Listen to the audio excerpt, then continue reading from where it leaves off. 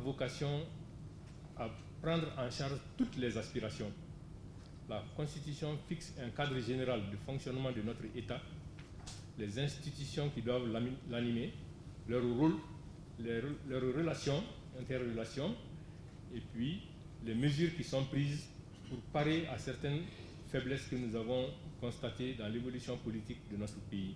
Donc une constitution, c'est une affaire politique, mais c'est un texte qui régit aussi le pays dans ses différentes composantes. C'est pourquoi l'équipe est tout à fait pluridisciplinaire. L'avant-projet de constitution qui vous est proposé comprend 195 articles répartis en 14 titres, contre 182 articles pour la Constitution encore en vigueur, celle du 25 février 1992.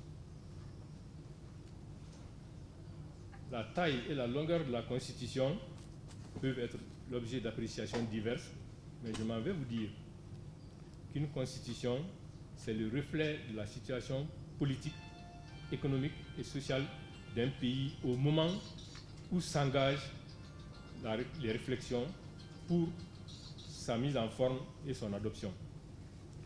Et c'est pourquoi, en faisant un tour dans certains autres pays, nous avons vu que 195 articles, nous n'avons fait aucune référence au moment de la rédaction. C'est les préoccupations du pays qui doivent émerger d'une constitution au moment où on l'élabore. La nouvelle constitution renferme de très nombreuses innovations.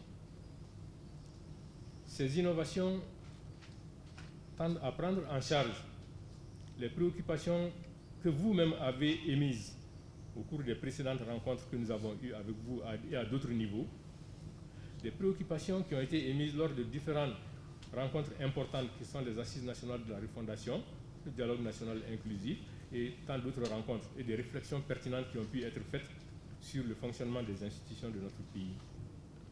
La mouvance dans laquelle on est en train de s'acheminer depuis une dizaine d'années, mais qui a pris beaucoup d'accélération avec la transition, c'est la volonté politique de conférer un statut et de conférer des prérogatives aux autorités traditionnelles, à tous les détenteurs de nos traditions, de nos coutumes et de nos traditions. Le terme légitimité traditionnelle a été retenu par la commission proposée dans le texte parce que légitimité traditionnelle, ça peut recouvrir beaucoup de choses. Les chefs de village, de fraction et de quartier en font partie. Les chefs coutumiers, les chefs de terre, quelquefois quand on en connaît, les chefs de pratiques culturelles, même traditionnelles, qui existent, en font partie. Mais les autorités religieuses peuvent également en faire partie. Donc, toutes ces composantes-là se retrouvent dans la légitimité traditionnelle et la Constitution invite le législateur à prendre des textes pour identifier ces différentes composantes et fixer le rôle de chacune de ces composantes-là par la loi. Je pense que c'est l'essentiel du contenu de la nouvelle Constitution. Il y a effectivement l'unité africaine par laquelle on propose qu'il y a quand même des dispositions d'intégration dont il faut tenir compte.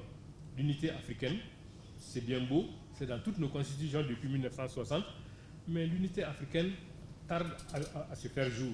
Donc, en attendant que cette unité puisse arriver, il y a des mécanismes d'intégration régionale et sous-régionale, comme nous en avons aujourd'hui. La CEDEAO, l'UEMOA, le SILS, le MVS, ainsi de suite, qui sont des organisations qu'il faut promouvoir, qui aident les pays qui sont dans un environnement beaucoup plus restreint, peuvent coopérer et avoir des mécanismes d'intégration entre eux en attendant que ce mécanisme puisse s'étendre à l'ensemble de l'Afrique pour l'unité africaine.